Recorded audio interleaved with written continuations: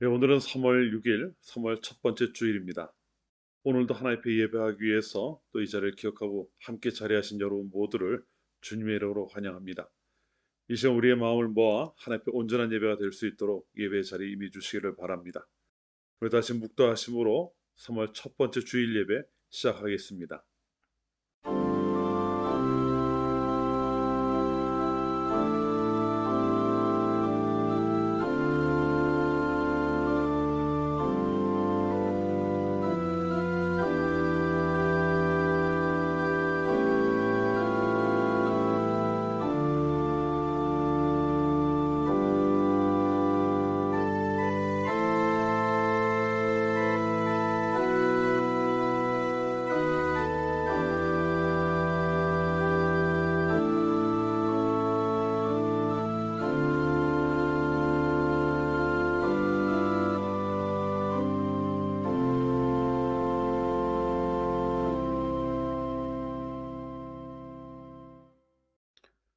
하나님 아버지, 죄악 중에 있던 저희들을 구원하신 하나님의 사랑과 은혜에 감사합니다. 오늘 저희들 사순절 첫 번째 주일을 맞았습니다. 예배하는 모든 이들이 하나님의 크신 사랑과 그 사랑을 이루기 위해 예수님께서 걸으셨던 길을 다시 한번 기억하며 아버지 앞에 서게 하옵소서. 아버지께 드리는 예배를 흠양하여 주시고 이 예배를 통하여 저희가 올려드리는 찬송과 영광을 받으시옵소서. 오직 성령께서 예배 가운데 운행하시어 저희의 예배가 아버지께서 받으실 만한 온전한 예배가 되게 하여 주시기를 간절히 소원하오며 예수 그리스도의 이름으로 기원합니다. 아멘. 우리 함께 찬양하겠습니다. 주를 위한 이곳에 함께 찬양합니다.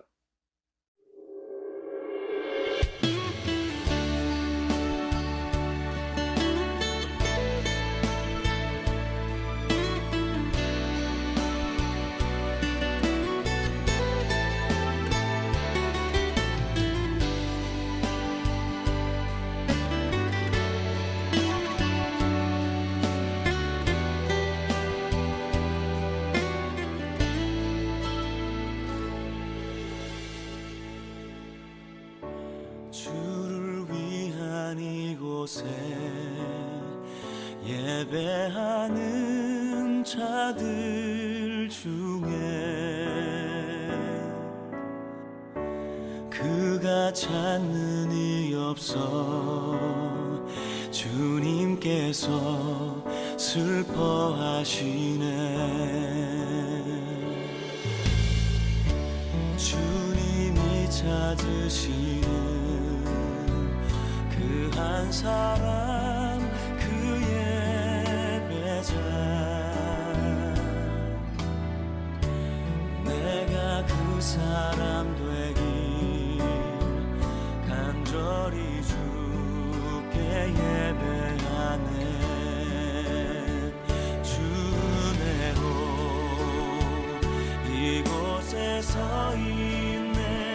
주 임재에 엎드려 절하네. 그 어느 것도 난 필요 없네. 주님만 경배해. 주 은혜로 이곳에 서 있네. 주 임재에 엎드려 절하네. 난 필요 없네. 주님만 경배해.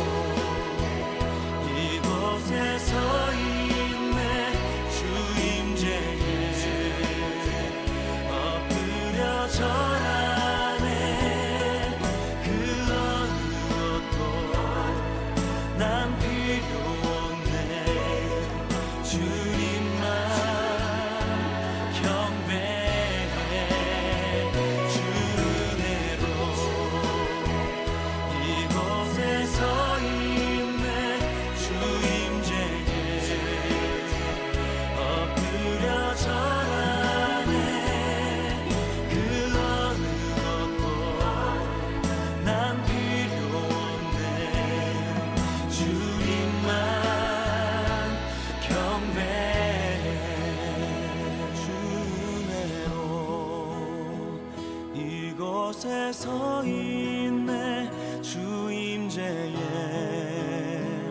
엎드려 절하네 그 어느 것도 난 필요 없네 주님만 경배해 그 어느 것도 난 필요 없네 주님만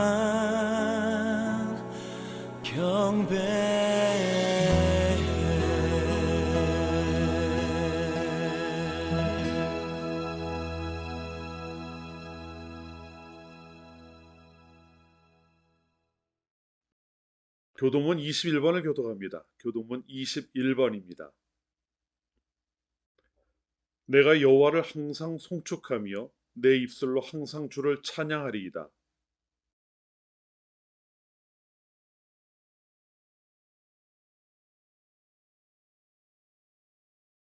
나와 함께 여호와를 광대하시다 하며 함께 그의 이름을 높이세.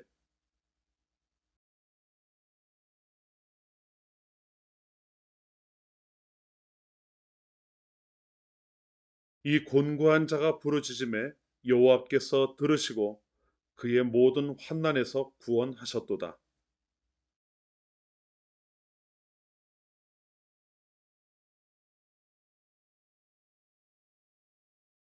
너희는 여호와의 선하심을 맛보아 알지어다. 그에게 피하는 자는 복이 있도다.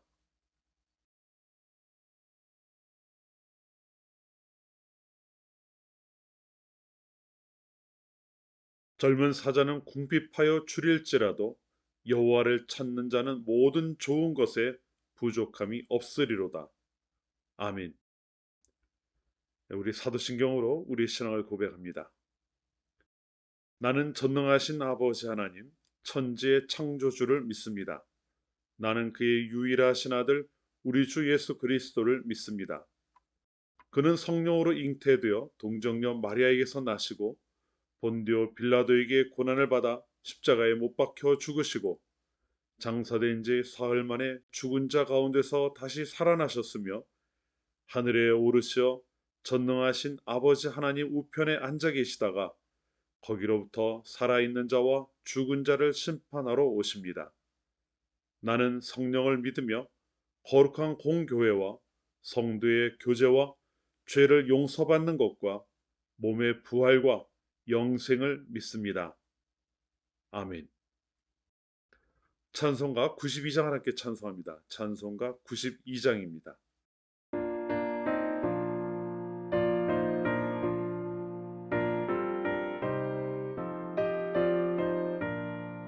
위에 계신 나의 친구 그의 사랑 지극하다 이는 예수 그리스도 나의 구주 나의 친구 사랑하는 나의 친구 늘 가까이 계시도다 그의 사랑 놀랍도다 변함없는 나의 친구 나를 위해 죽으시고 나를 구원하셨으니 기쁨으로 경배하며 찬양하리 나의 친구 사랑하는 나의 친구 늘 가까이 계시도다 그의 사랑 놀랍도다 변함없는 나의 친구 내 맘속에 늘 계시고 영원토록 함께하네 가지 되어 하나 되리 포도나무 나의 친구 사랑하는 나의 친구 늘 가까이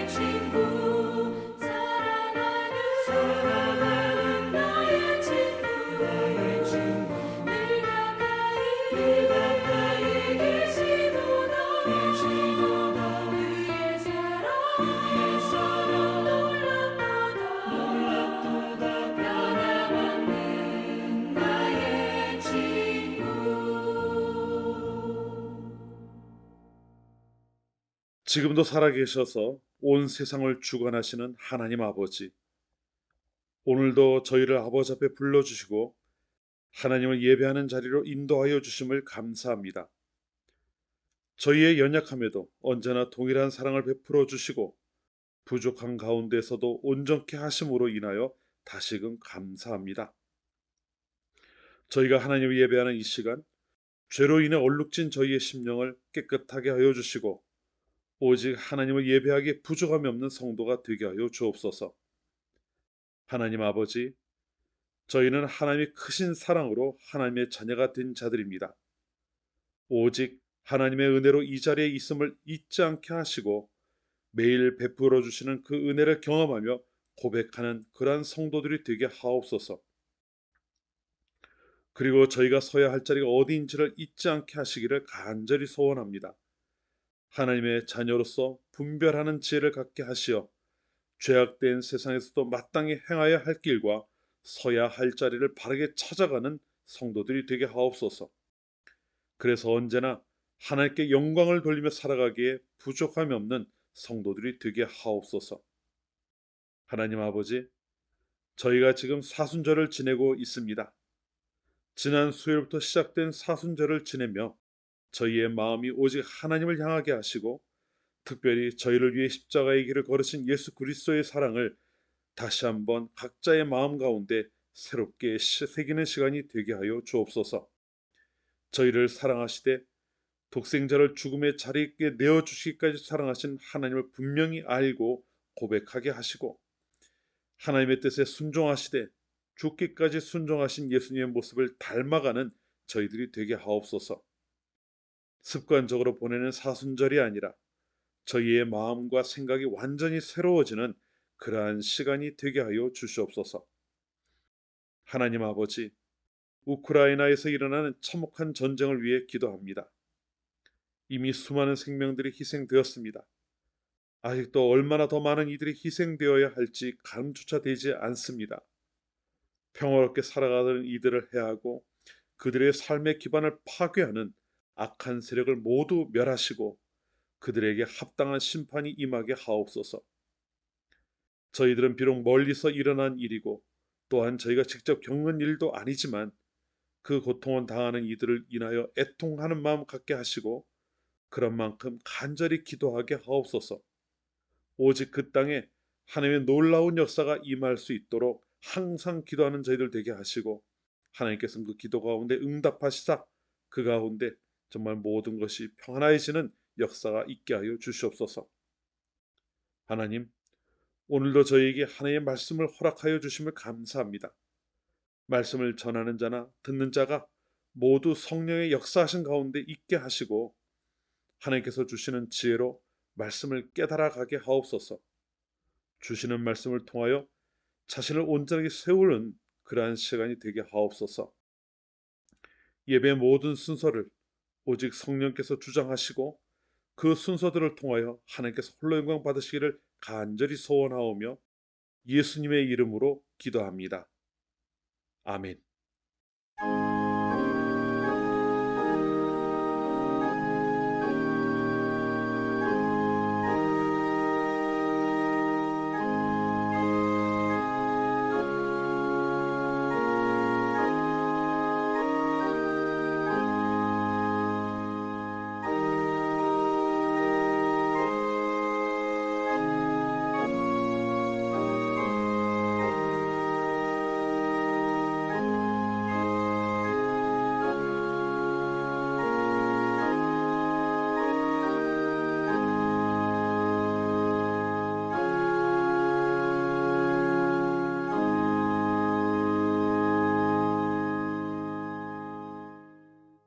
이 시간 우리에게 주시는 하나님의 말씀을 함께 나누겠습니다. 먼저 우리 자녀들에게 주시는 말씀부터 봅니다. 마태복음 19장 16절부터 24절까지의 말씀입니다. 마태복음 19장 16절부터 24절까지의 말씀을 함께 보겠습니다. 우리 같이 읽습니다. 어떤 사람이 주께 와서 이르되 선생님이여 내가 무슨 선한 일을 하여야 영생을 얻으리이까? 예수께서 이르시되 어찌하여 선한 일을 내게 묻느냐? 선한 이는 오직 한 분이시니라. 내가 생명에 들어가려면 계명들을 지키라. 이르되 어느 계명이오니이까? 예수께서 이르시되 살인하지 말라, 간음하지 말라, 도둑질하지 말라, 거짓 증언하지 말라, 내 부모를 공경하라, 내 이웃을 내 자신과 같이 사랑하라 하신 것이니라. 그 청년이 이르되 이 모든 것을 내가 지키어 싸운데 아직도 무엇이 부족하니이까? 예수께서 이르시되 내가 온전하고자 할진대 가서 내 소유를 팔아 가난한 자들에게 주라. 그리하면 하늘에서 보화가 내게 있으리라. 그리고 와서 나를 따르라 하시니 그 청년이 재물이 많음으로 이 말씀을 듣고 근심하며 가니라. 예수께서 제자들에게 이르시되 내가 진실로 너희에게 이르노니 부자는 천국에 들어가기가 어려우니라. 다시 너희에게 말하노니 낙타가 바늘귀로 들어가는 것이 부자가 하나님의 나라에 들어가는 것보다 쉬우니라 하시니. 아멘. 어느 날 한 청년이 예수님을 찾아와서 질문을 했습니다. 그 사람은 영생을 얻는 방법이 궁금했던 것 같아요. 영생은 영원히 사는 것을 이야기하는 거죠. 그래서 질문을 합니다. 선생님, 제가 무슨 선한 일을 하여야 영생을 얻을 수 있을까요? 이렇게 질문을 했어요. 그러니까 예수님 그 이야기를 듣고 대답을 해주십니다. 생명을 얻으려면 십계명과 같이 하나님께서 주신 계명들을 잘 지켜야 한다. 이제 이렇게 말씀을 하셨죠.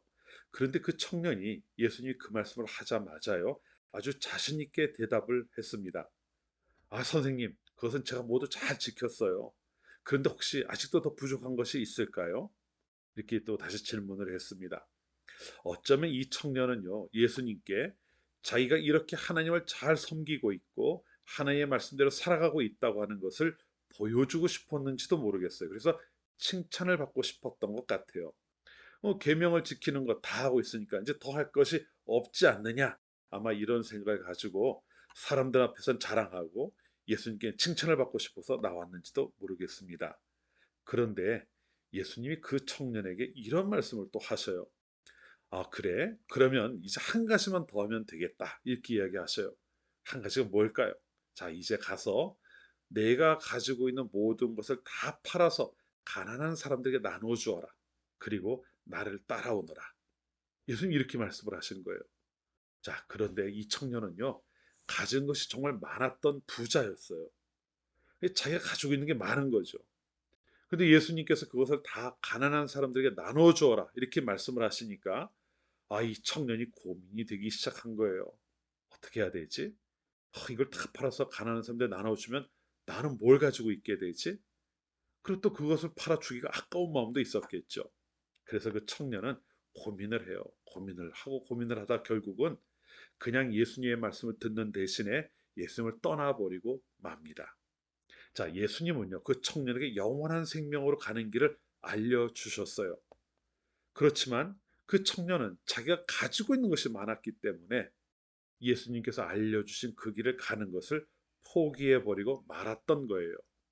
예수님이 그 모습을 이렇게 보고 계시다가 이제 그 청년은 가고 없으니까요. 제자들에게 이렇게 말씀을 하십니다. 부자가 천국에 들어가는 것이 얼마나 어려운지 모른단다. 얼마나 어려운지 낙타가 바늘귀로 들어가는 것이 오히려 부자가 천국에 들어가는 것보다 쉽단다. 이렇게 말씀을 하셨어요. 여러분 이게 무슨 이야기일까요? 낙타가 바늘귀로 들어갈 수 있을까요? 여러분 그림을 보세요. 이게 말도 안 되죠. 낙타는 바늘귀로 절대 들어갈 수가 없어요. 불가능하다는 거죠. 그렇다면은 부자는 천국에 들어가기 불가능하다. 그 이야기를 하신 걸까요? 근데 우리가 여기서 잘 생각해 봐야 될 게 있어요. 부자는 천국에 들어가지 못한다는 걸 말씀하시는 게 아니에요. 여기서 예수님이 말씀하시려고 하는 것은 아까 그 청년과 같은 사람을 생각하면서 말씀하신 겁니다. 그 청년이 어떤 사람이었어요? 부자이기는 했는데 자기가 가진 것이 많기 때문에 하나님보다도 그 자기가 가지고 있는 것을 더 사랑하는 자가 되었던 거예요. 많은 것을 가지고 있어도 하나님을 더 사랑한다면 얘기가 달랐을 거예요. 그 청년이 그 가지고 있는 걸 다 팔아 나눠준다든가 그것보다 하나님을 더 사랑한다든가 하는 모습을 보여주었다면 아마 예수님이 다른 말씀을 하셨겠죠. 하지만 이 청년은 하나님보다 자기가 가지고 있는 재물들, 돈을 더 사랑했던 사람이었던 겁니다. 그렇기 때문에 예수님 그것을 가난한 세에 나누어 주라고 하셨을 때 그렇게 할 수가 없었던 거죠. 사실 이 청년만 그런 게 아니에요. 많은 사람들이 예수님을 찾아왔습니다. 그런데 대부분의 사람들이 예수님을 떠나요. 왜냐하면은요. 예수님을 말씀을 따르려고 하니까요. 자기가 더 좋아하는 것들이 마음에 이렇게 걸리는 거예요. 나는 이게 더 좋은데, 나는 이걸 좀 더 하고 싶은데, 이런 마음들이 막 드는 거죠. 그래서 자기가 좋아하는 것을 놓지를 못하는 겁니다. 이 부자 청년이 재물을 꼭 쥐고 이거는 놓을 수가 없는데 이랬던 것처럼 사람들은 저마다 다르지만 자기 마음에 하나님보다 더 사랑하는 것들을 이렇게 가지고 있었던 거죠. 그래서 그 사람들이 예수님을 다 떠나가고 말았어요. 사실 하나님은요, 하나님보다 다른 것을 더 사랑하는 사람은 하나님 나라에 맞는 사람이 아니다. 이렇게 말씀을 하셨어요. 그게 돈이든 명예든 아니면 큰 힘이든 그게 무엇이든 말이죠. 하나님보다 다른 것을 더 사랑하는 사람들, 그런 사람들은 하나님 나라에 들어가는 것이 불가능하다라고 하는 것을 말씀하고 있는 겁니다. 그러면 우리는 무엇을 해야 될까요? 하나님을 가장 사랑하는 그런 어린이가 되어야 돼요. 그러면은 하나님을 가장 사랑한다면은 다른 것들은 아까 부자 청년이 정말 하나님을 사랑했다면은요. 하나님께서 그거 다 팔아서 가난한 사람 나누어 주라고 했을 때 하나님을 사랑하니까 그것을 그것보다 더 하나님보다 더 중요하게 여기지 않으니까 아마 팔아서 줄 수 있었겠지요.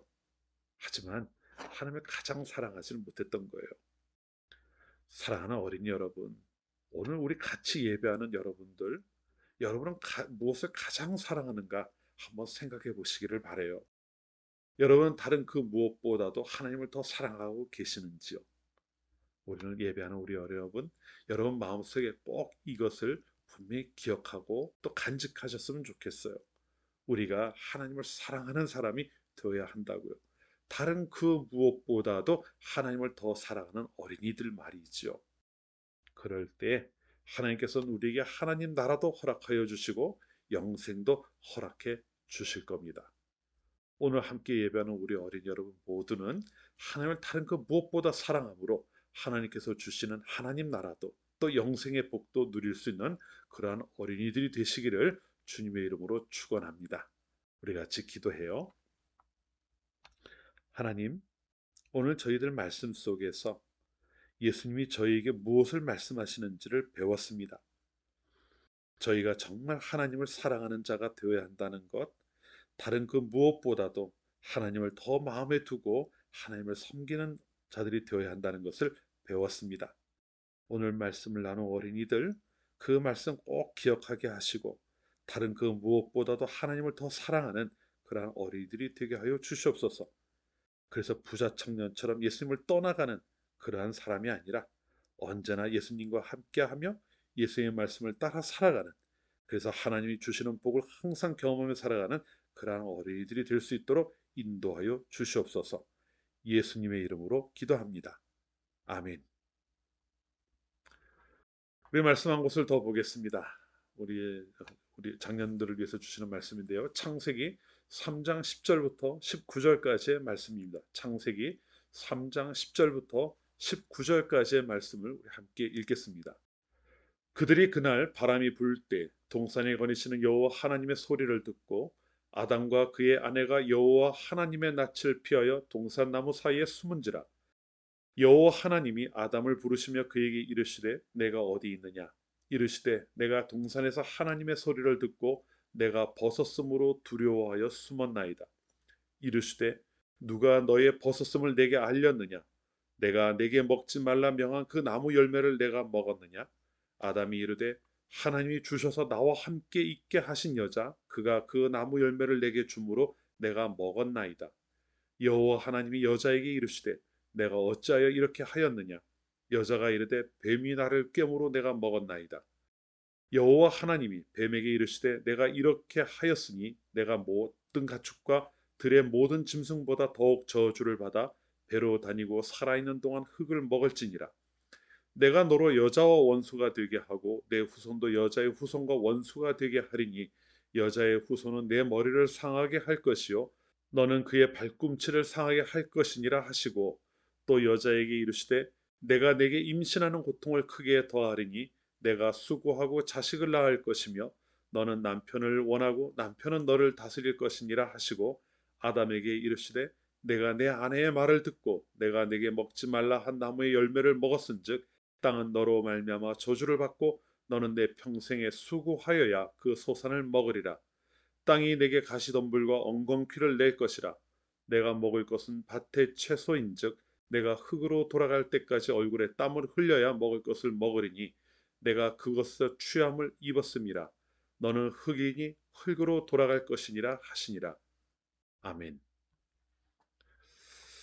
예, 사형리라고 하는 전도법이 있습니다. 네 가지 영적 원리를 이제 전하는 거죠. 사형리입니다. 네 가지 영적 원리인데요. 간단하게 이제 복음을 전하기 위해서 만들어진 방법인데, 그 첫 번째 원리는 하나님 우리 모두를 사랑하십니다라는 것으로 시작이 돼요. 하지만 우리가 그 하나님의 사랑을 온전히 누리지 못합니다.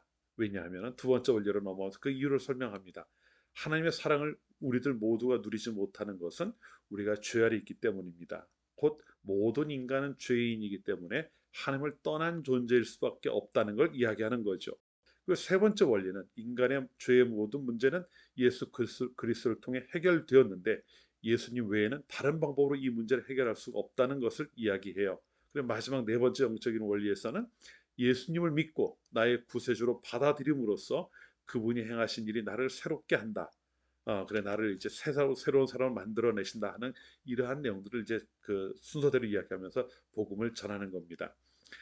오래전에요. 제가 이걸 가지고 한 어르신께 이제 복음을 전한 적이 있습니다. 근데 첫 번째 원리를 설명할 때는 별 어려움이 없어요. 하나님 우리 모두 사랑하신다. 뭐 나를 사랑하는 이가 있다는데 그거에 대해서 뭐라 그럴 사람은 없죠. 근데 두 번째 항목에 넘어가서는 좀 문제가 생겼습니다. 인간이 죄인이다. 모든 사람이 죄를 지었다라고 하는 부분에 가서는 이게 덜컥 걸리는 거예요. 그 어르신이 내가 뭘 잘못했느냐 이제 이런 식으로 이야기를 하시는 겁니다. 내가 법 앞에서 한평생 부끄럽지 않게 살았는데 왜 내가 죄인이냐 이제 이런 이야기를 하면서 더 이상 듣지 않겠다는 이제 그런 식으로 말씀을 하시더라고요. 그래서 전도하던 것이 중간에 이제 막혔던 경험이 있습니다. 사실 쉽게 인정하기 어려운 부분이죠. 우리가 죄인이다라고 하는 이 말을 우리가 성경 안에서 우리는 익숙하기 때문에 이제 그 쉽게 받아들이는 것입니다만은 사실 처음 듣는 사람들에게 있어서는 이게 쉽게 인정하기는 어려운 부분일 거예요. 하지만 성경은요, 우리 모두가 죄인이었다고 하는 것에 대해서는 분명히 선언을 하고 있습니다. 사실 성경은 그 내용으로부터 시작을 한다고 해도 과언이 아닐 거예요. 창세기 3장부터 죄인에 대한 이야기가 나오니까요. 오늘은 우리가 사순절 첫 번째 주일을 맞았습니다. 사순절 첫 번째 주일을 맞아서요. 처음 사람, 아담과 하와죠. 처음 지음을 받은 사람들, 아담과 하와가 범죄하는 이야기를 통해서 또 그와 관련된 이 몇 가지 이야기를 함께 좀 생각해 보려고 합니다. 성경에는 참 많은 이야기가 기록이 되어 있죠. 뭐 사랑 이야기도 있고 또 사람들의 마음을 슬프게 하는 이야기도 기쁜 이야기도 있고 승리하는 이야기가 있는가 하면 또 패배하는 이야기도 있습니다. 그런데 그 중에서요, 슬픈 이야기를 한번 좀 생각을 해볼게요.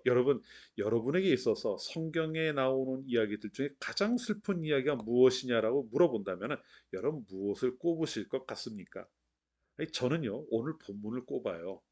하나님께서 인간을 지으시고 그들이 가장 좋은 조건 가운데 살아갈 수 있도록 에덴 동산도 창설하셨는데 그걸 잃어버리는 그 사건이 바로 오늘 본문에 기록이 되어 있기 때문이에요. 에덴 동산을 잃어버린 것만이 아닙니다. 뭐 하나님의 관계도 끊어졌고요. 거기에 더해서 우리는 죽을 수밖에 없는 존재가 되기도 해요. 이게 이제 제 입장에서는 가장 슬픈, 가장 아쉬운 그런 이야기입니다. 그런데 뭐 하나님께 직접 여쭤보진 않았습니다만 하나님의 입장에서는 무엇이 가장 슬픈 이야기라고 말씀을 하실 것 같은가요? 이건 우리 추측이지만요. 아마도 아담과 하와가 하나님의 말씀을 듣지 않고 선악을 알게 하는 나무의 열매를 따먹은 사건이 아닐까 싶어요. 왜냐하면 하나님께서 천하 만물을 만들어 놓으시고 얼마나 좋아하셨는지를 우리가 알지 않습니까? 보시기에 좋았더라. 보시기에 좋았더라. 모든 것이 보시기에 좋았습니다. 그 중에서도 사람을 만드실 때는요, 당신의 형상을 따라 아주 정성스럽게 만드셨어요. 먼지를 모아서 사람의 모양을 만들고 그 코에 생기를 불어넣으셨죠. 그러니까 사람이 생명이 되었다. 이렇게 우리에게 말씀을 전해주고 있습니다. 하나님께서 직접 수고하시며 사람을 만들어 주신 거예요. 그리고 그 사람에게 딱 한 가지를 기대하셨습니다. 그게 뭘까요? 하나님의 말씀에 순종하는 거였어요. 딱 한 가지 지켜야 될 것을 말씀해 주신 거죠. 그게 뭡니까? 동산 중앙에 있는 선악을 알게 하는 나무 열매를 따먹지 말라는 거였습니다. 이렇게 이어지는 창조 이야기를 보다 보면은요, 아담과 하와를 지으신 하나님이 그들을 향해 어떤 마음을 가지고 계셨는가가 이게 느껴지지 않습니까? 저는 그게 느껴져요. 아, 이 결혼을 하고 나서 처음 첫 아이를 낳게 되면은요, 사실 아무것도 할 수 없는 아이죠. 그냥 누워서 버둥거리는 것 이상은 하지 못합니다. 뭔가 불만 있을 때 울기만 하고요. 그런데 그 아기가 누워서 입을 오물거리거나 뭔가 뻥긋하면은 부모들이 그걸 보면서 얼마나 흥분하는지 몰라요. 얘가 뭘 하려고 그러지? 근데 특별히 하는 거 없어요. 한동안은 똑같은 일 반복을 하는데 그거 조금만 변해도 부모들의 마음이 얼마나 기쁜지 모릅니다. 그리고 이 아이가 뭘 했다고 야단을 하죠. 막 흥분하지 않습니까? 하나님이 마치 그러셨던 것 같아요. 처음 인간을 만들어 놓으시고 그 사람들을 보시는 하나님의 마음이 바로 그와 같았다는 거죠. 그 창세기 1장, 2장이 그런 이야기를 쫙 우리들에게 전해주고 있습니다. 그런데 그렇게 이어져 가던 분위기가 오늘 읽은 본문 즈음에 와서는 갑자기 변하는 거예요. 하나님께서 그렇게 특별하게 지으셨고 또 큰 관심과 사랑을 기울이셨음에도 불구하고 아담과 하와가 하나님을 배반한 거죠. 잘 알고 계시는 것처럼 하나님께서 절대 손대지 말라고 하셨던 그것에 손을 대거나 먹으면 너희가 죽을 것이라고 말씀하셨던 동산 중앙에 두셨던 나무 열매를 따먹은 겁니다. 자, 그런데 여러분, 눈앞에 보이는 현상은 나무 열매를 따먹었던 거예요. 나무 열매를 따먹은 겁니다. 그런데 사실 그 안에 의미를 살펴보면요, 이것은 하나님의 말씀을 어긴 거예요. 더구나 여자가 뱀이 하는 말에 귀를 기울였는데요. 거기에 뱀이 뭐라고 이야기를 하냐면은 내가 이것을 먹으면 하나님과 같이 될 것이다 라는 말을 해요. 근데 그 여자가 그 말에 귀를 기울입니다. 그리고 나무의 열매를 이렇게 쳐다보니까 보암직도 하고 먹음직도 하고 또 그 다음에 나온 말이 중요해요. 지롭게 할 만큼 탐스럽기도 했다 이렇게 이야기를 합니다. 저거 먹으면 좀 하나님과 같이 지혜로워질 수 있을 것 같은데 그 마음을 먹었다는 거예요. 그래 불순종하게 되는 거죠. 그런데 불순종의 기저에는 교만함이 있었던 겁니다. 하나님과 같이 되고자 하는 그런 교만한 마음을 품었고 그것이 결국 행위로 나타났을 때 불순종이 된 거죠. 자, 이와 같은 이유로 인해서 아담과 하와는 하나님 앞에 하나님께서 금하신 일을 행함으로 죄를 짓게 된 거예요. 결국 그들은 돌이킬 수 없는 결과에 이르게 됩니다. 그게 창세기 2장 17절부터 하나님께서 미리 경고하셨던 내용이기도 해요. 이렇게 말씀하시죠. 선악을 알게 하는 나무의 열매는 먹지 말라. 내가 먹는 날에는 반드시 죽으리라 하시니라. 이 하나님 미리 경고하셨던 말씀이에요. 그런데 그 일을 행했으니 어떻게 되겠습니까? 그 행위에 대한 대가가 그들에게 주어지게 되겠죠. 그 내용이 사실은 오늘 우리가 읽은 본문 가운데 기록되어 있는 내용들입니다. 뭐 좀 길게 설명되어 있지만 정리해보면 이러는 거예요. 하나님과 인간 사이 관계가 깨어지게 된 겁니다. 그리고 하나님이 지으신 모든 세상이 너희로 말미암아 저주를 받게 되었다. 이렇게 말씀하지요. 그래 땅은 엉겅퀴를 내고 예전에 그 아름다운 열매 맺는 과실을 나무를 내던 그곳이 열매 맺지 못하는 엉겅퀴와 가시덤불 같은 걸 내는 곳으로 바뀌어 버리게 되었다고 말씀하고 있어요. 가만히 내버려 두어도 풍성한 열매를 맺어가던 자연이 손을 보며 가꾸어야 하는 땀을 흘려야만 그에 맞는 때로는 그보다 못한 열매를 거둘 수 있는 곳으로 바뀌어 버리고 말았다고 말씀하고 있는 겁니다. 그리고 그 마지막은 뭡니까? 너희가 흙에서 왔으니 다시 흙으로 돌아가게 될 것이다. 이 말씀을 하고 계셔요. 그렇기 때문에요. 창세기 3장 이하에서 사람이 처음 죄를 지은 이후에 이루어지는 내용들을 본다면은 저주의 내용입니다. 우리가 오늘 말씀은 다 그걸로 채워져 있어요. 그리고 저주의 내용만 놓고 본다면 정말 세상을 살아간다 그런 것이 암담하다고 이야기할 수밖에 없을 겁니다. 아마 처음 아담과 하와가 에덴 동산에 쫓겨나면서 이러한 상황을 마주하게 되었을 때 그들 마음엔 아무런 빛도 없었을 것 같아요. 그동안은 너무나도 당연하게 누리던 것들을 이제는 수고의 땀을 흘리지 않으면 아무것도 얻을 수 없는 상황에 놓이게 되었으니까요. 하와도 아이를 낳으려면 그만한 고통을 또 겪어야만 하는 그런 상황이 된 것 아닙니까? 죄가 나오고 그 죄에 따른 대가로서 심판의 이야기가 이어지고 있는 겁니다. 암담한 그러한 부분이 되는 거죠. 그런데 말입니다. 분명히 창세기 3장을 읽어보면은 그런 이야기가 꽉 채워져 있어요. 인간이 범죄한 이야기 이후로는 그렇게 저주 아래 놓였다고 하는 이야기로 꽉 채워져 있습니다.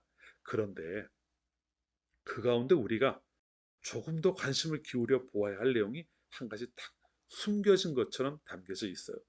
마치 어두운 밤에, 캄캄한 밤에 뭔가 빛이 하나 반짝하면서 선명하게 보이는 것과 같은, 크지는 않지만 선명하게 보이는 빛이 있는 것 같은 그러한 부분이 오늘 읽은 말씀 가운데 있습니다.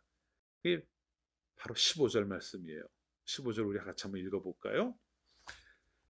내가 너로 여자와 원수가 되게 하고 내 후손도 여자의 후손과 원수가 되게 하리니 여자의 후손은 내 머리를 상하게 할 것이요 너는 그의 발꿈치를 상하게 할 것이니라 하시고 아멘. 자, 이미 하나님께서 말씀하신 것이니 사람을 유혹한 뱀과 그 유혹에 넘어가서 죄를 범한 사람들이 그들의 행동에 대한 저주를 받아야 한다고 하는 것은 변하지 않는 이야기입니다. 그건 당연한 이야기예요. 이 앞에서 말씀해 놓으신 거잖아요. 그런데 그리고 그 여자의 후손과 뱀의 후손이 원수가 된다고 하는 것도 같은 맥락에서 당연한 이야기일 수밖에 없습니다. 그런데요, 이야기가 그것으로 끝이 나질 않아요. 이런 말이 이어지고 있는 거죠. 여자의 후손이 너의 머리를 상하게 할 것이다. 이렇게 이야기를 하고 있어요. 그리고 너는 그의 발꿈치를 상하게 할 것이다. 분명 여자의 후손과 뱀의 후손이 원수가 되는 것은 당연하다고 했습니다. 그런데 그 뒤에 나오는 표현에 약간의 변화가 생긴 것을 보실 수가 있을 거예요. 그 변화가 혹시 무엇인지 보이십니까? 자, 우리 처음부터 하나하나 볼게요. 15절 처음부터 보면은요. 자, 너로 여자의 원수가 되게 한다. 너로 여자와 원수가 되게 한다는 거. 이게 지금 사람을 유혹했던 뱀과 여자를 놓고 이야기하는 것 아닙니까? 그리고 너의 후손과 여자의 후손도 원수가 된다. 이것도 역시 시간이 지나가면 뱀도 죽고 여자도 죽을 테니까 그 후손들 사이에 서로 원수가 되게 될 것이다라는 걸 말씀하고 있는 겁니다. 그런데 그 다음에 나오는 내용이 조금 다른 맥락이에요. 여자의 후손은 내 머리를 상하게 할 것이다. 이렇게 이야기를 하고 있습니다. 여자의 후손이 너의 머리를 상하게 할 것이다. 자, 여자에 관련된 부분은 여자의 후손이라고 이야기를 했는데 너는 다시 너로 돌아온 겁니다. 너의 후손이 아니라 너로 돌아와 있는 거예요. 지금 그 자리에 있는 무엇인가를 이야기하는 것 아니겠습니까? 왜 이렇게 표현을 했을까요?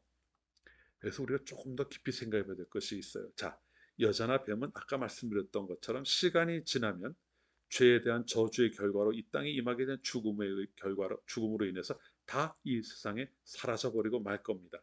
그러면 자연히 그 후손에게로 이어져 가게 될 것이고요. 그 후손과 여자의 후손과 뱀의 후손이 쌍으로 등장하는 것은 당연한 이야기예요. 그런데 마지막에는 여자의 후손과 너라고 이야기를 하고 있다는 겁니다. 자, 여자를 유혹한 것은 분명히 뱀이었어요. 하지만 그 내막을 들여다보십시오. 그 내막은 뭘까요? 뱀이 여자를 유혹한 게 아니라 뱀을 이용한 사단이 역사한 거죠. 마치 유다에게 사단이 들어가서 예수님을 팔아버렸던 것처럼 여자를 유혹한 주체는 사단이었다는 겁니다. 그 사탄은 영이잖아요. 이건 인간처럼 죽거나 사라지는 존재가 아니에요. 그래 그 사탄이 사람들이 에덴 동산에서 거할 때뿐만이 아니라 오늘날까지도 여전히 역사하고 있는 겁니다. 그렇기 때문에 여자의 경우는 그 후손이 언급될 수밖에 없지만 사탄에게 초점이 맞춰주게 된다면 그때 존재했던 것이나 지금 존재하는 것이나 차이가 없다는 것을 알 수가 있어요. 그러니까 그 당시에 있었던 너가 지금도 너가 되는 거죠.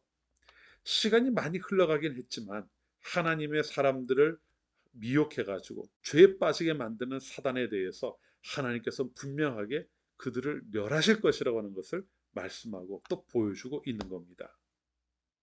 지금 여기에 나오는 앞에서는 분명히 뱀에 대한 이야기를 하고 있지만 뒷부분에 후반부에 가서는 뱀이 아닌 사탄을 지칭하며 지금 하나님이 말씀하고 계시는 거죠. 그렇다면은 여자의 후손은 누구를 말하는 걸까요?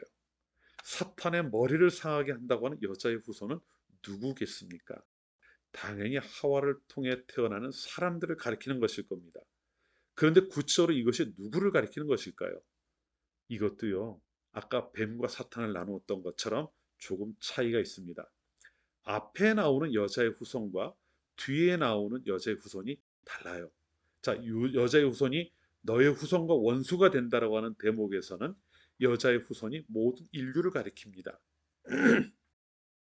하지만 후반부에 나오는 여자의 후손이 너의 머리를 상하게 한다고 했을 때 여자의 후손은 모든 사람을 일컫는 게 아니에요.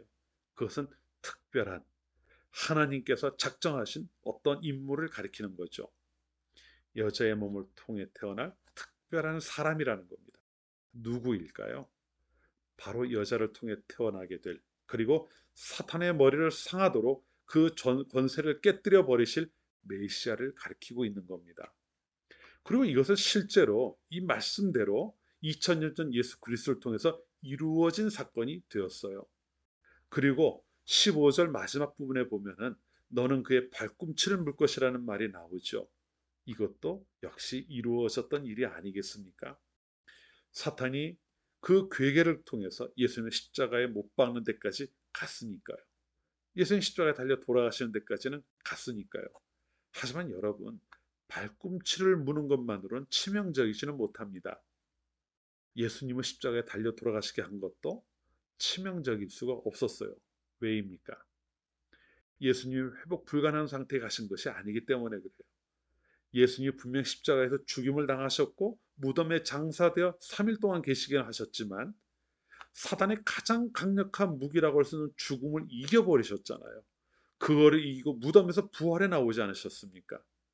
그것을 통해서 사실은 사단의 머리를 깨부수는 그러한 일을 이루셨던 거죠. 사실 이러한 면을 생각해 본다면요, 창세기 3장 15절 말씀은 하나님께서 장차 이 세상을 어떻게 회복하실 것인가를 보여주는, 그것을 그 말씀 속에 담아서 사람들에게 알려주셨던 분명한 하나님의 뜻임을 우리가 알 수 있습니다. 분량이 굉장히 짧아요. 한 절 말씀밖에 되지 않습니다. 또 그 안에는 자세한 설명도 덧붙여져 있지가 않아요. 하지만 그 짧은 말씀 속에 하나님께서 장차 이 땅 가운데 이루실 메시아를 통해 모든 인간들을 죄로부터 구원하시겠다고 하는 구원의 계획을 그 안에 담아서 우리에게 보여주고 계시는 그러한 말씀이라는 겁니다. 그렇기 때문에요, 학자들은 이 구절을 가리켰어요, 원복음이라고 부릅니다. 혹은 원시복음이라고 부르기도 해요. 복음이라고 하는 개념도 없을 때 하나님께서는 이미 그러한 말씀을 우리에게 주셨다는 거죠. 그렇습니다. 창세기 3장은 분명 하나님의 말씀에 불순종하고 죄를 범한 사람들의 이야기예요. 그리고 그들을 심판하시겠다고 하는 하나님의 말씀이 그 안에 담겨져 있습니다. 하지만 그것이 전부가 아니라는 겁니다.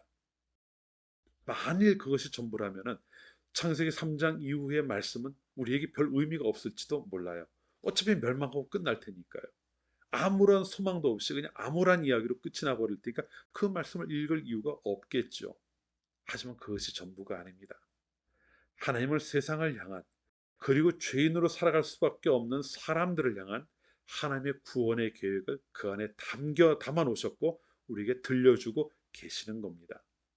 그것도요, 죄를 범한 사람들을 심판하는 바로 그 자리에서 그 말씀을 하고 계시다는 거예요. 그 자리가 지난 뒤에 한참 있다가 돌아와서 그래 내가 이렇게 한번 해보려고 한다고 하신 게 아니라 바로 그 자리에서 말씀하신 것이라는 거죠.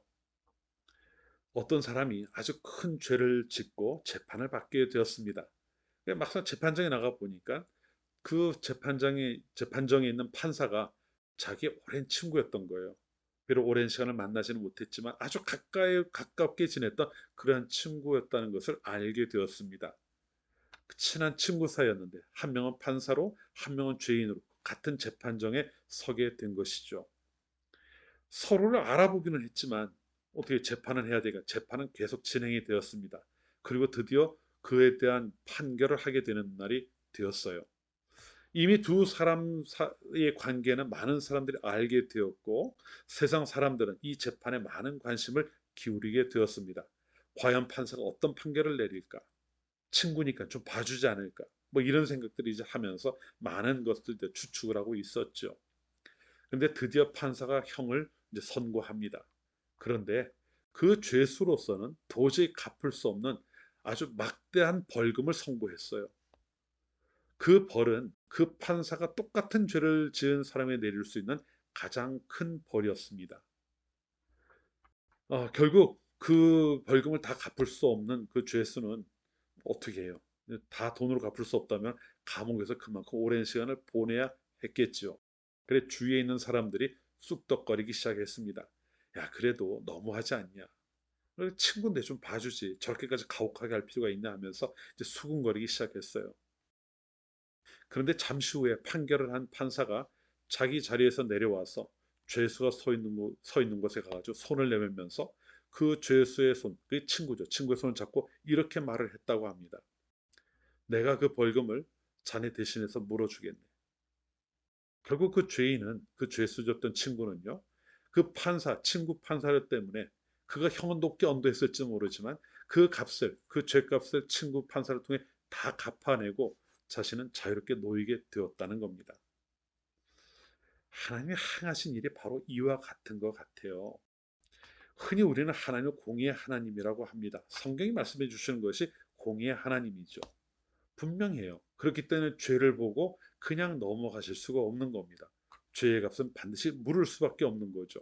죄를 범한 인간을 앞에 놓고 심판하시는 것은 하나님께서는 당연히 하실 수밖에 없는 일이라는 겁니다. 그런데요, 여러분, 우리는 그 하나님을 공의의 하나님으로만 기억하지를 않습니다. 대부분의 그리스도인들은 하나님 하면은 사랑의 하나님을 떠올리죠. 왜 그럴까요? 분명 공의의 하나님 맞아요. 그런데 동시에 사랑의 하나님이시기 때문에 그렇습니다. 아니, 그것만으로는 부족해요. 왜냐하면 하나님의 사랑은 하나님의 공의를 넘어설 만큼 큰 사랑이기 때문에 그런 거죠. 그와 같은 사랑의 하나님이시기 때문에 하나님 그 크신 사랑으로 세상을 구원하실 계획을 처음 죄를 지었던 사람들을 향해 심판을 선언하시는 자리에서 이미 계획하시고 말씀하고 계셨던 겁니다. 죄인을 구원하시겠다는 작정을 하시고 그것을 약속으로 주신 거죠. 그것이 바로 우리를 향해 무조건적으로 베풀으셨던 하나님, 그 하나님의 크신 사랑이었던 겁니다. 사랑하는 성도 여러분, 우리를 향한 하나님의 사랑은 바로 그와 같은 것이죠. 우리가 죄인이었던 사실이 변하지는 않습니다. 하지만 여전히 우리가 죄 아래 있다 할지라도 하나님께서는 그 크신 사랑으로 우리의 죄를 용서하시고 다시금 하나님 품에 우리를 품어주기를 원하신다는 겁니다. 그것을 위해서 구원의 길을 열어 가셨던 거죠. 처음 아담과 하와를 향해서 심판을 선언하셨을 때 말씀하셨던 것처럼 여자의 후손으로 인간의 몸을 입고 이 땅에 태어난 예수 그리스도를 통해서 죄의 권세를 이길 수 있는 그러한 길을 우리에게 열어주셨던 겁니다. 우리는 그 사실을 잊어서는 안 됩니다. 우리는 온전하지 못하기에 자꾸 실수하고 넘어질 수밖에 없는 존재들이에요. 하지만 그럼에도 불구하고 우리를 사랑하시는 하나님이 계신다고 하는 사실을 우리는 한순간이라도 잊어서는 안 됩니다. 우리의 조건이나 상태를 보고 구원을 작정하시는 하나님이 아니지 않습니까? 죄를 범한 바로 그 자리에서 구원을 작정하셨던 하나님이심을 기억합시다. 특별히 오늘 우리는 사순절 첫 번째 주일을 맞았습니다. 앞으로 6주간 계속 이어지는 시간이 되겠죠. 지금 우리가 기념하고 지키는 이 사순절은 바로 그와 같은 하나님의 사랑이 이 땅에 이루어지도록 여자의 후손이신 예수님께서 이 땅에 그 고난 당하셨던 그 과정을 기념하는 절기입니다. 사탄의 머리를 깨뜨리기 위해 그 머리를 상하게 하시기 위해서 십자가를 지셨던 그 사건을 기억하는 절기라는 거죠. 이 절기를 지내면서 우리를 구원하시기 위해 그 옛날부터 이 모든 일을 계획하시고 이루신 그 하나님을 다시 한번 우리 마음 가운데 온전히 새길 수 있는 시간이 되시기를 바랍니다. 그리고 여러분을 향한 하나님의 다함이 없는 사랑을 온전히 경험하고 또 고백할 수 있는, 그래 그 안에서 하나님이 주신 또 새로운 기쁨을 누리며 살아가는 성도들 모두가 되시기를 주님의 이름으로 축원합니다. 기도합시다.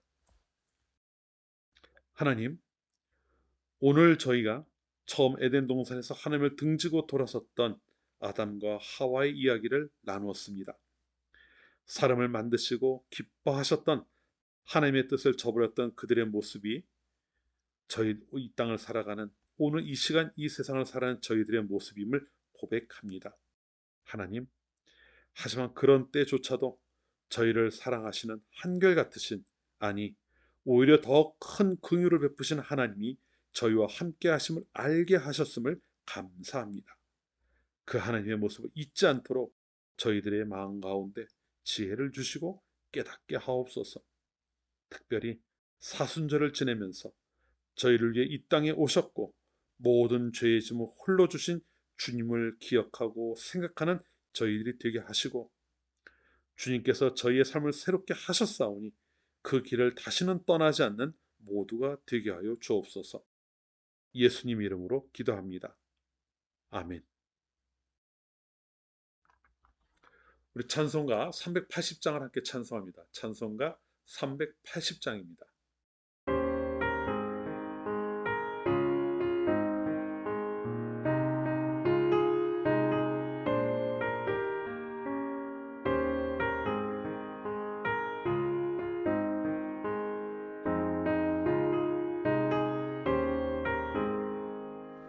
나의 생명 되신 주님 앞에 나아갑니다. 주의 흘린 보혈로 정케 하사 받아주소서. 날마다 주를 찬송하겠네. 주의 사랑 줄로서 나를 굳게 잡아 매소서. 괴로운 세상 지낼 때 나를 인도하여 주소서. 주를 믿고 나가면 나의 길을 잃지 않겠네. 날마다 주를 찬송하겠네. 주의 사랑 줄로서 나를 굳게 잡아 매소서. 세상 살아갈 때 주를 더욱 사랑합니다. 밝고 빛난 천국에 나의 영혼 들어가겠네. 날마다 주를 찬송하겠네. 주의 사랑 줄로서 나를 굳게 잡아 매소서.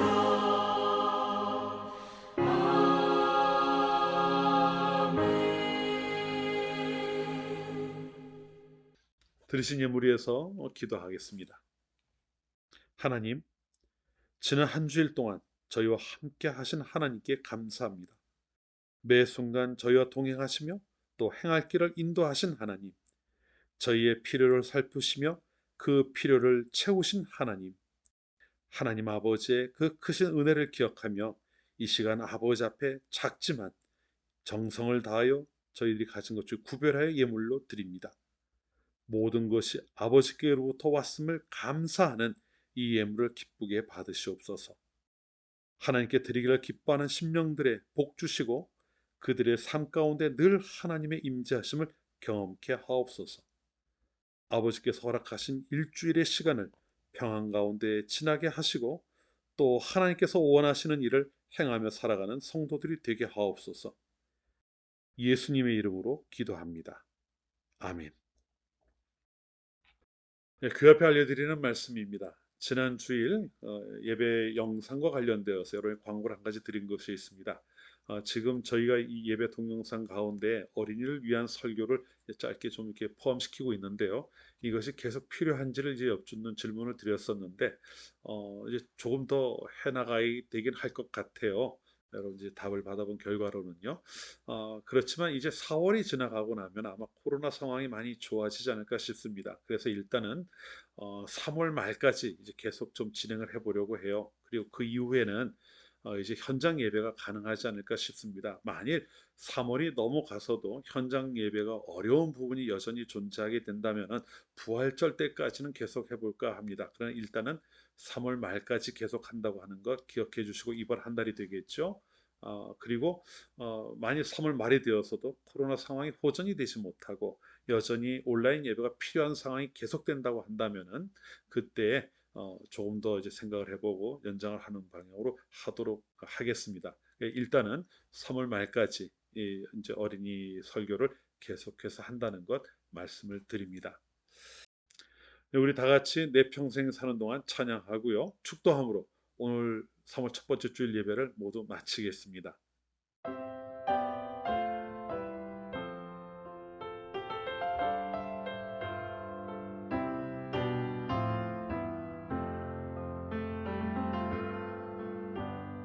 내 평생 사는 동안 주 찬양하리.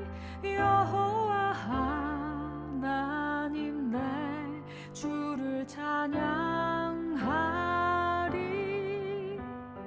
주님을 묵상함이 즐겁도다. 내 영혼 주 안에서 참 기쁘리.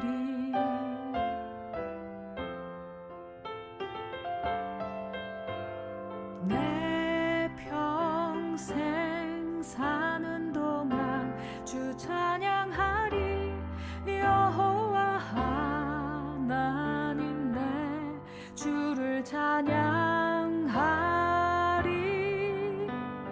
주님을 묵상함이 즐겁도다. 내 영혼 주 안에서 참 기쁘리. 내 영혼아 주님을 송축하라. 내 영혼아 주님을 찬양하라.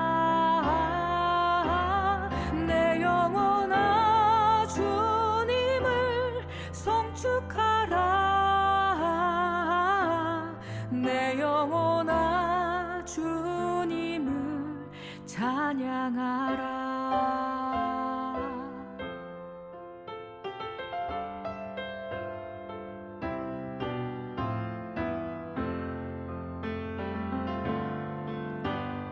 내 평생 사는 동안 주 찬양하리.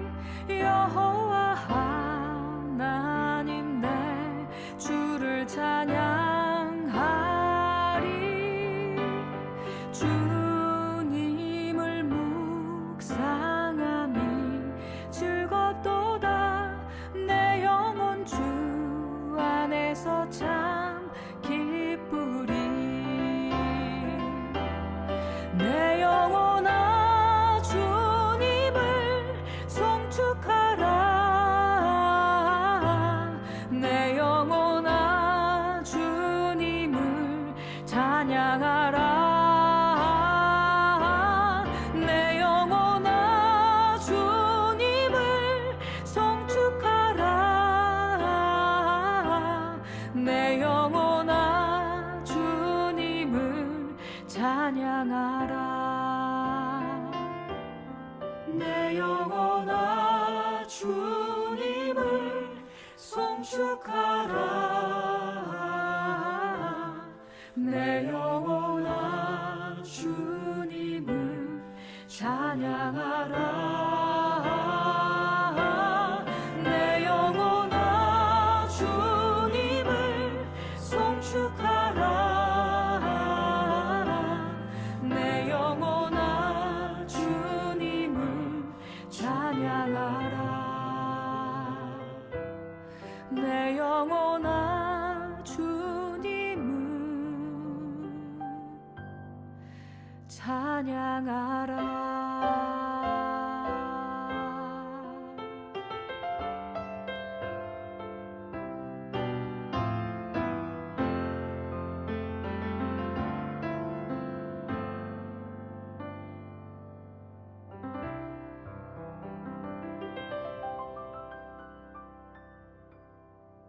우리 주 예수 그리스도의 은혜와 하나님 아버지의 지극하신 사랑하심과 성령의 교제하심이 사순절을 맞아 죄인을 향하여 구원을 약속하시고 그 약속하신 바를 이루시기 위해 독생자 예수 그리스도로 하여금 십자가의 길을 걷게 하신 하나님의 그 크신 사랑을 알고 그렇게 받은 은혜로 인하여 감사할 뿐만 아니라 세상 가운데 그 사랑을 드러내는 삶을 살아가는 하나님의 모든 백성들과 그들의 삶 가운데 항상 함께 하시기를 간절히 축원하옵나이다. 아멘.